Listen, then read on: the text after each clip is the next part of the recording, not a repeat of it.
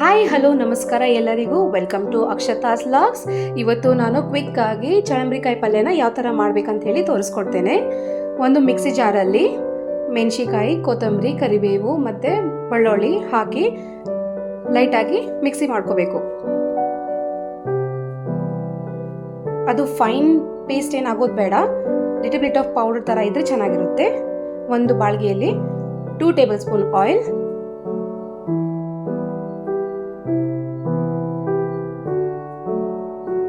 So ಎಣ್ಣೆ ಕಾದ ನಂತರ ಈರುಳ್ಳಿನ ಹಾಕಬೇಕು. ನಾನು 2 ಈರುಳ್ಳಿನ ಹೆಚ್ಚಿಟ್ಕೊಂಡಿದ್ದೆ, ಸೊ ಆ ಈರುಳ್ಳಿನ ಆ್ಯಡ್ ಮಾಡ್ತಾ ಇದ್ದೀನಿ. ಈಗ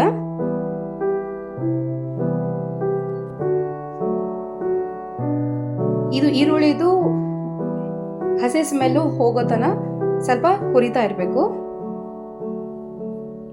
okay, little bit of brown ಬರ್ತಾ ಇದೆ ಈಗ. ಸೊ ಇದಕ್ಕೆ ನಾನು ಚಳಂಬ್ರಿಕಾಯಿನ ಆ್ಯಡ್ ಮಾಡ್ತಾ ಇದ್ದೀನಿ. ಈಗ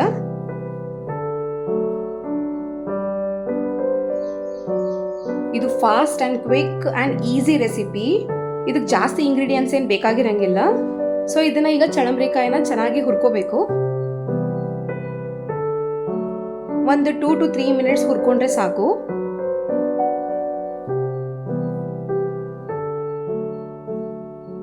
ಸೊ ಈಗ ನಾನು ಮಿಕ್ಸಿಯಲ್ಲಿ ಮೆಣಸಿಕಾಯಿ ಪೇಸ್ಟನ್ನು ಮಾಡ್ಕೊಂಡು ಇಟ್ಕೊಂಡಿದ್ನಲ್ಲ, ಸೊ ಅದನ್ನು ಈಗ ನಾನು ಆ್ಯಡ್ ಮಾಡ್ತೀನಿ.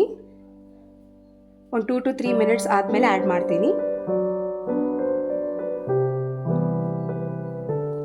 ಸೊ ಈಗ ಆ್ಯಡ್ ಮಾಡಬೇಕು.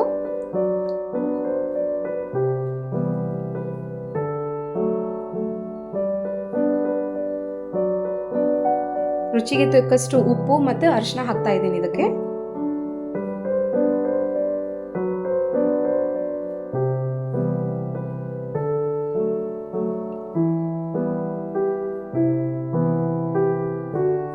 ಒನ್ ಟೈಮ್ ಎಲ್ಲದನ್ನು ಚೆನ್ನಾಗಿ ಮಿಕ್ಸ್ ಮಾಡ್ಕೋಬೇಕು.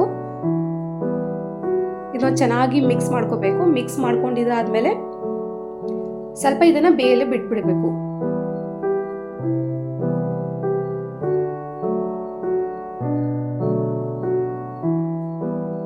ಒಂದು 5 ರಿಂದ 10 ನಿಮಿಷ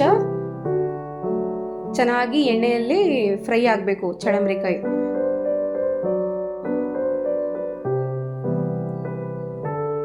ಇದು ಚೆನ್ನಾಗಿ ಟೇಸ್ಟ್ ಕೊಡುತ್ತೆ. ಜಾಸ್ತಿ ಇಂಗ್ರೀಡಿಯೆಂಟ್ಸ್ ಎಲ್ಲ ಹಾಕೋ ಅವಶ್ಯಕತೆ ಇಲ್ಲ ಇದಕ್ಕೆ.